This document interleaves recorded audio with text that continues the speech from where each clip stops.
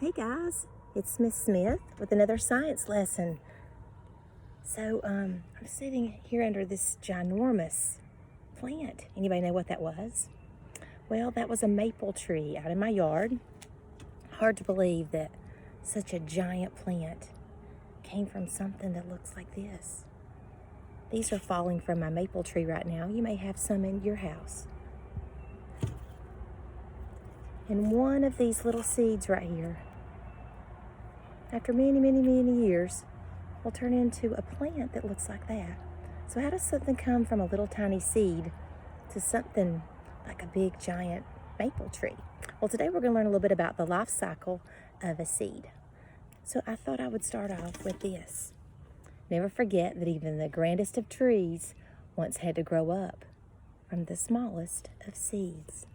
That comes from a book, actually from Dolly's Imaginary Library. Maybe you have it at your house. It's called Miss Maple Seeds. So I'm going to read this to you, and then we're going to look at a seed and the seed parts and talk about how seeds become plants. Miss Maple Seeds. In a bright August morning, comes this way. Bright August morning, Miss Maple flies home. She hurried ahead of the flock to get ready for her guest.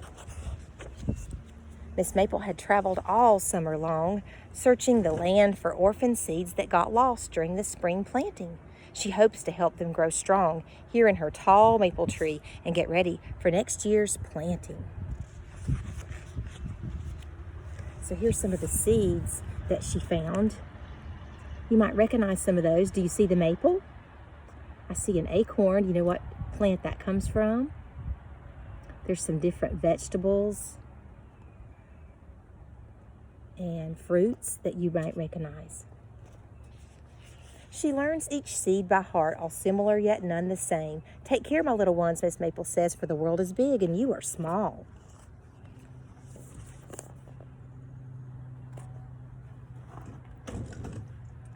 Miss Maple takes them on field trips to learn about being a seed. Some will be carried by the river and the land in soft, muddy soils. Friends of the river will help them bloom in safe places.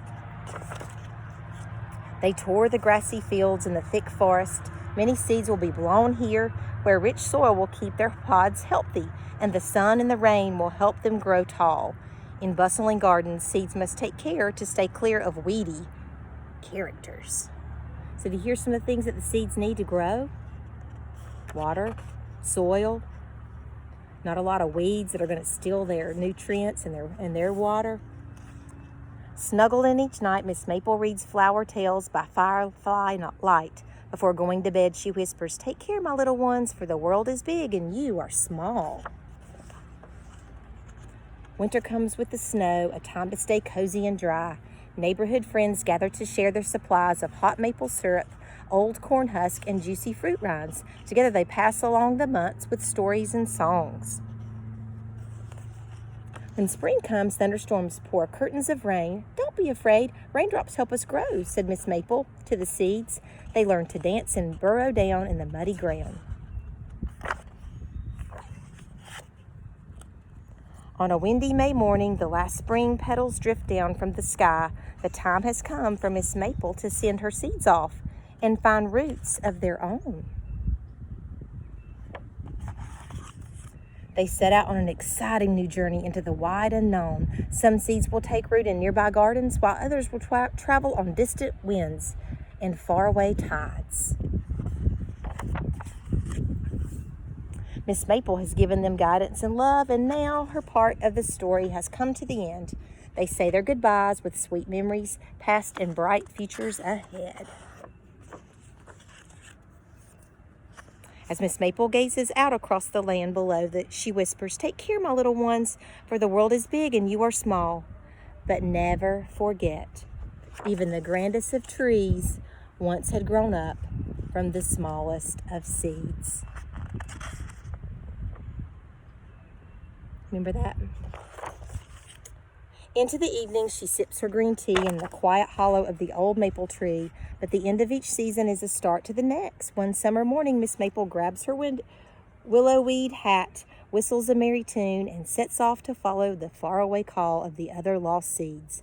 waiting to be found.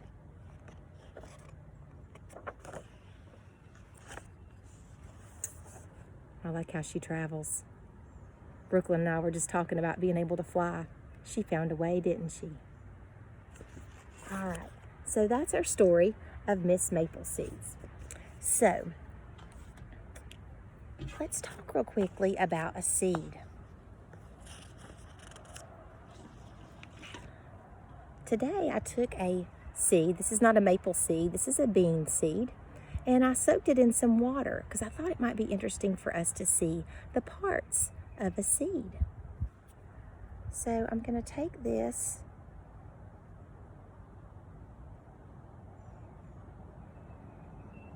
and I'm going to peel off this outer layer of the seed. Can you see that? All right. So this first part of the seed that we're going to talk about is called the seed coat. The seed coat is just like your coat.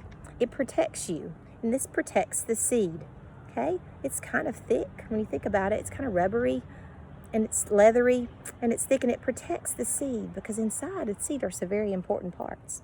So on a bean seed, it's split in half. It's divided into two parts. Not all seeds are like this, but these are. So I'm going to take this apart. And I'm going to show you inside the seed, and you can do this at home. There are two parts. These two parts are called cotyledons, okay? And this is where the stored food is. You know, all things need some type of food to grow. So that's the stored food for the seed. And then do you see this little thing sticking out there? It almost looks like a little leaf, okay? And here, maybe you can see it a little better. Okay? And that is called an embryo. That's the baby. That's the baby plant. That's where the stem and the roots will grow from, and eventually the little leaves. And that's called the embryo. All right, so that's the parts of a seed. So I wanted to tell you about a great vocabulary word that goes along with seed. It's called germination. All right, so germination is the first step in the life cycle of a seed. To germinate a seed, you need water, warmth, and a place for it to spread its roots. So I'm going to be working on germinating some seeds. And did you notice that I didn't say soil? I'm going to germinate these seeds without soil. I'm going to see if just water and sunlight will make my seed grow. Have you ever done that before? You might have done that in one of your classes before. So you might want to try that. So I'm going to see if I can grow my seed without soil. Okay, so after you give your soil water and warmth and a place to spread its roots, it will start to soak up the water. And when it gets enough water, the roots will start to grow. They'll spread out. And this will give the plant a place to anchor, especially if it's in the soil. It'll anchor it into the ground so it can get nutrients. Okay, water and nutrients. So then the stem starts to grow. And you can see this stem here. This is a little example of the bean. If you did put it in the soil and it's starting to grow, there's little roots growing. And there you see the seed still attached, and these are the leaves forming, aren't they? Okay, and then, sorry, I want you to be able to see. And then the stem starts growing towards the sun. That bean seed, the original seed, will start to open up and it'll fall off, and in its place will be the leaves. And remember, we talked the other day about the leaves. The leaves are the little kitchen of the plant. So what are they going to start doing? They're going to start collecting sunlight,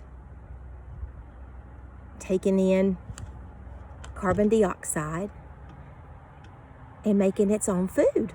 So it can grow into a plant. Well, we know a bean seed's going to grow into a bean plant. It's going to produce beans, and the bean is actually the seed. So of course it's producing beans, it's producing more seeds, okay?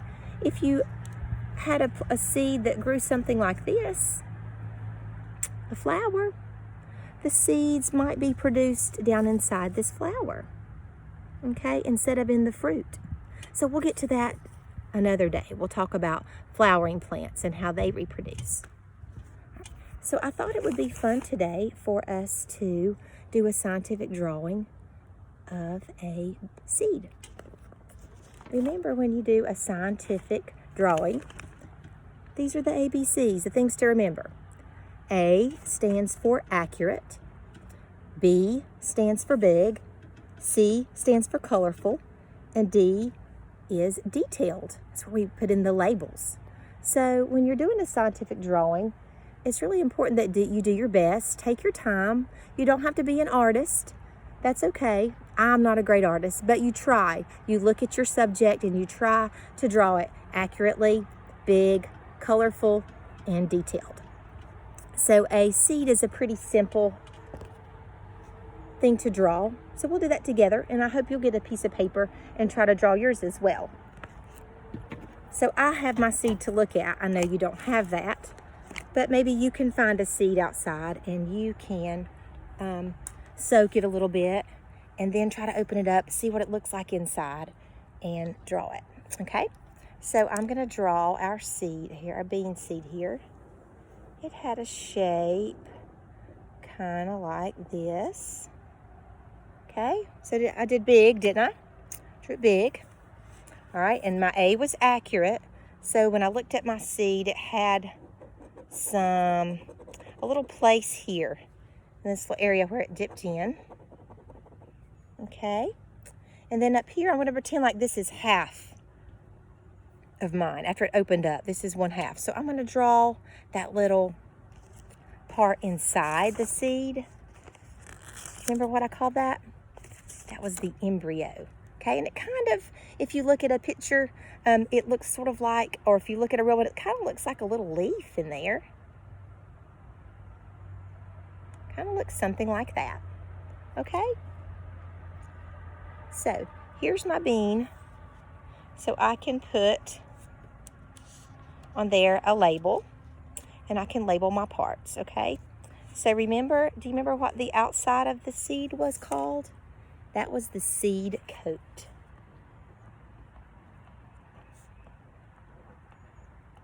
Okay, and you could even write down what the seed coat does. What is its function? It helps protect that baby plant and that stored food, okay? All right, and next on the inside of the plant, that was that big fancy word, cotyledon. And I don't know if I pronounced that right. Cotyledons. Sorry. My pen is not writing since I'm holding it up that way. Okay, and that is where the stored food is. Everything needs some type of food and water to grow. So that is the stored food. All right, and then over here, remember that big science word for a baby? The baby plant is called an embryo. Okay, and the embryo is the beginning of the stem and the leaves and the roots. It'll all start from there. All right, so there is our basic parts of a seed. Did I do it big? Accurate? Colorful? No, not yet. Detailed? Okay, so to finish it up, I would want to maybe color it. My bean seed, before I opened it up, the seed coat was sort of a brown color. So I could color that one a light brown. Or if I wanted to color it this color, this was actually what it looked like when I opened it up. And then I'd want to give it a title, The Parts of a Seed. And I would put that at the top, but I don't have room on this clipboard. The parts of a bean seed. And you write yours at the top, okay? All right. So there's our scientific drawing. So I had a good time with you today. I hope that you will get some seed packets. There's all kinds of seeds in the stores now. I know we're kind of staying home. Maybe you have some at home, or maybe someone can pick them up if they go to the grocery store. There's all kinds of seeds, flowers, fruits and vegetables. So you guys can do some experimenting of your own with seeds. All right, have a good day.